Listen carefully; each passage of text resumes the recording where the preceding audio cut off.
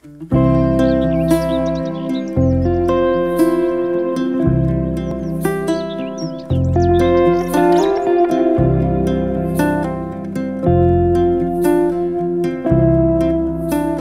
beberapa kesempatan sharing session atau juga obrolan dengan sahabat-sahabat saya, sering ada yang bertanya, apakah Pak Tantan merasa bahwa Bapak ini hoki sebagai seorang anak desa bisa memiliki posisi seperti sekarang? Sebuah pertanyaan yang lumrah menurut saya, mengingat masa lalu saya yang sebagai anak desa.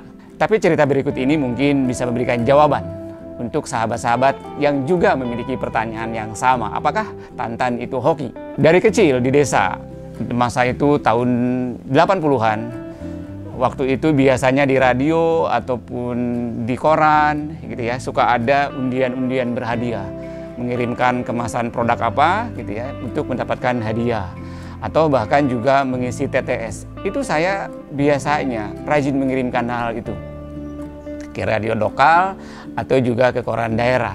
Mimpinya hanya satu, ya mudah-mudahan saya bisa dapat hadiah, apakah uang atau barang elektronik. Tapi sampai hari ini, sekalipun saya belum pernah menang undian itu. Kalaupun ada suatu ketika saya pernah menang undian, itu adalah ketika saya sudah menjadi karyawan di perusahaan sekarang. Waktu itu tahun 90-an. Di masa itu kami sering mengadakan family gathering, jadi kumpul-kumpul keluarga di Dufan, Ancol misalkan gitu ya. Jadi semua karyawan hadir beserta keluarganya di Dufan, Ancol. Waktu itu saya dapat undian setrika. Wow, senang sekali karena itu adalah hadiah pertama dari undian yang saya dapatkan. Pertanyaannya, kok bisa saya dapat? Jawabannya adalah karena semua karyawan akan mendapatkan hadiah.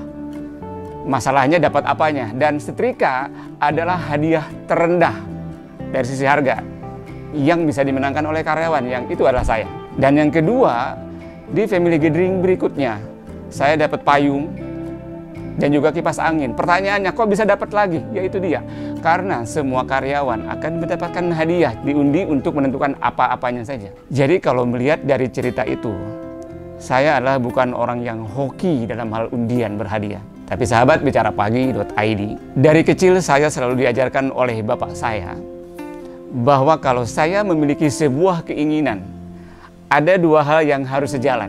Pertama adalah usaha, kedua adalah doa. Usaha dan doa itu harus selalu selaras. Contoh, kalau saya ingin menjadi juara kelas, maka saya akan meminta kepada Allah, ya Allah jadikan saya sebagai bintang kelas. Dan di saat bersamaan, saya harus rajin belajar. Gak bisa saya berdoa, tapi saya nggak pernah belajar.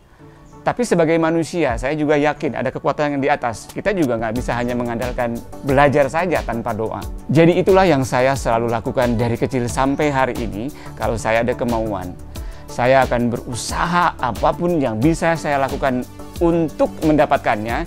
Dan doa pun, termasuk saya minta doa ke orang tua, adalah doa yang sama dengan apa yang ingin saya raih. Dan alhamdulillah, saya selalu yakin bahwa hoki atau keberuntungan akan selalu datang kepada siapapun yang selalu berusaha keras, diiringi doa. Insya Allah.